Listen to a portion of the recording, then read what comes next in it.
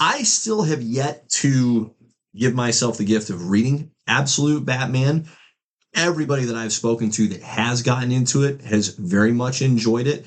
This is typically my approach, though, with comics. I'm usually a few years later kind of person. Yep. Like, I like allowing the entire run to, unintended here, run its course so that I can consume the whole kit and caboodle in one fell swoop, as opposed to doing it piecemeal. So more power to those of you that are the true believers and that are like following it faithfully issue by issue.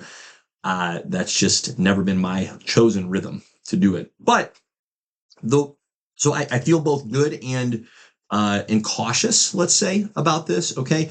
It's obviously a well-renowned run. That's great. It's also still ongoing. Like, this seems way too soon to be doing an animated adaptation. But then I question myself. So I'm waffling hard on this because I'm going, well, we've called for a greater synergy, right, between film works, whether they be animation or live action, and the comics. So maybe that synergy is good. I think it's an open question. I don't actually know. So like I said, I'm waffling. I'm going back and forth on this one. So for me, I am actually genuinely impressed that they're like pulling the trigger this quick because it is very successful. Yep. I come from a world of watching a lot of anime. Yep. Okay. And one of the anime that I am watching is Bleach, which is just a bunch of people with swords. It's like Soul Reapers. Okay. Like, or let me rephrase that. Like, yes, that is what they call it.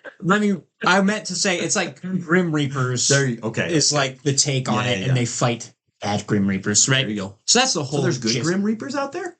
It's just a whole lot of people. It's like samurais fighting all the time. Sure. Except they're ghosts. Yeah. It's weird. Okay. It works. I saw Samurai Jack on Cartoon Network back in the day. Yes. So, great pull. Thank you. Here's the thing with anime, and I'm just using this as an example because I'm watching that currently. Yep. When anime usually gets released, it's like a year or two after the manga really has taken off, right? Yep. And then they announce it. Right. What happens, though, is it takes a lot less time for that show to catch up to where the book's at, right? And you can look at Game of Thrones as another example of this, right? Where they catch up to the books and now they don't know where to go. Yeah, then you're stalled out. Anime has the horrible, horrible trend of when they catch up to the books, they just are like, well, we don't want to keep the story going because we don't know where the story is. Don't want to come up with our own. So we're just going to do what we call filler. So they give you like 20 to, it depends on like how long it takes for the book to get far enough ahead, right?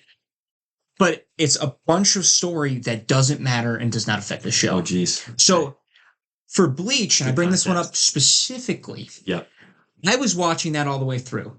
Arc is fantastic, okay? Then all of a sudden, filler.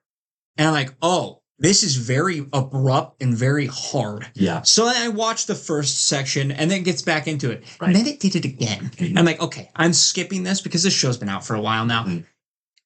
Mind you, this is 40 to 60 episodes of this arc that doesn't matter. And I don't want that to happen for this. So I'm going to be very curious on how they handle that. Because, again, anime doesn't take breaks, so this might take a break after a first season and be like, oh, we're going to just do 10 episodes based on the first 5 issues. Because if they take it nice and easy, they might be just okay. But in terms of their pace and how, what kind of a tempo they're looking to establish. Yeah, for a more like popular like comparison with the Game of Thrones, for instance, it was so good up until the point where they got caught up to the books. And then guess what happened? It was rough and gross. And not a lot of people liked that last season. Me included. Okay, the last 2 seasons struggled because, again, they got caught up. So it is very early for this. So I'm hoping they have a very good plan. But I'm super excited to see it. Although there is no way this is going to be directed towards kids either. Oh, no, not even a little bit. Because this is a very dark storyline. So have you seen any of the pictures of their takes on villains? Joker is insane. The Scarecrow, that was gnarly. They've teased Clayface a little, also gnarly. So it's just like, holy crap. I'm excited for a show on this, but I'm also horrified. The piece that gives me the most reassurance that it's going to be worthwhile is that Scott Snyder, who's the author of this run, okay, and then his primary artist, Nick Dragotta, are both a significant part of this show. So Snyder is going to be the showrunner and executive producer for the show. And then Dragotta has a role as a producer. So there's direct input coming from the two individuals that have been, the main fuel behind this very robust fire, right? And so now that doesn't tell us what's going to happen 5 years from now. I think what it gives me some reassurance of is that it'll at least get off to a strong start. As to how will it resolve? Will that be a satisfying, resolution? Very much an open question, right? Because nobody, to use your point with Game of Thrones, nobody after the first 3 seasons was going, oh, this is going to peter out, right? Like it had all the momentum in the world. And I think at that point, correct me if I'm wrong, but George R.R. Martin was still involved in some capacity, right? Like at least advising the show. I mean, they were drawing heavily from the existing source material at that point. And let's either or, okay? Point is they had the source material they needed to keep going. This is one of the hardest things for any TV show is to know when to be done, right? So few TV shows end soon enough. Most TV shows outlive their welcome. Like pick your genre. That's just a common misfortune that shows tend to run into. So I'm intrigued here. And again, I'm simultaneously going, ooh, that looks really neat. And ooh, that's really soon. Yeah. And it's weird too, though, because Game of Thrones was almost the opposite where they needed to stretch it out. Mm-hmm. Sure. So, and I think Martin left after season 5 or 6. Okay. So those last 2 seasons where you can feel the full drop off, he was no longer present. Just totally without their anchor at that point. But hearing Scott Snyder's involved and knowing what direction he wants to go with the books, that's a genuine good sign for the show. When is did they give a release date on it?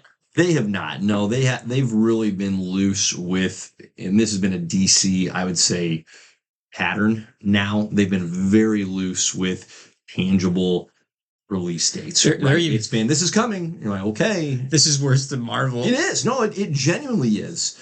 At least Marvel gives you a rough timeline, and then they are completely open and honest if it just falls through. Yeah. This is like, see what comes out. It's like, why? Why would you do it that way? Yep. Very much so. Listen, if this is going to work, it's going to work because of that synergy and because of what the part that's making me nervous, which is how soon it is or how little distance exists between the origin of this particular comic line and the animated show, right? Because for all of us, whether we are current comic readers or if we're someone who doesn't yet have an entry point, often it's a movie or a show that provided that initial introduction to the character, right? And so what better, in that sense, what better way to introduce fans to a comic than one that's ongoing, right? It's like, hey, you can go read this now. I mean, I think Invincible has gained some of that momentum, right? Like maybe there's a positive comp there with show and comic. Yeah, Invincible has been highly regarded on the show front. And I haven't seen the show. I've heard good things from other people that I trust. Yep. And they had taken a little bit of liberties with some of the stuff to change up, right? Yep. But for the most part, it's pretty much like panel for panel, which that's honestly my request for this absolute Batman run as well. Just go off of what's working. Yep. This is where I tend to struggle sometimes with like movies and stuff that are adapting things. It's like, I know that I know the ending, and that's completely okay because I want to see it play out in a movie format. Like, I've never understood why somebody would be like, oh, we need to change the ending or blah, blah, blah to make people interested. It's like, no, you already have such a good story. Yeah. Why on earth would you change any of it? And that's why, back to anime, that's why I like a lot of anime is because they rip it straight from the manga. Yeah. Like, if you go read it, it's the same story, just a different format. Yeah. So, I actually enjoy that aspect. So that's what I'm hoping for from this. Right. Well, and certainly, like, if you're a movie, okay, so we just, not that long ago discussed Captain America Civil War, right? And Civil War is an obvious nod to the comic of the same name. The movie and the comic could almost not be more different, right? The only thing similar is that you have Captain America and Tony Stark on opposite sides of an issue. But as far as what that issue is and how it plays out, these are two wildly different, different stories serving different, in a lot of ways, different purposes.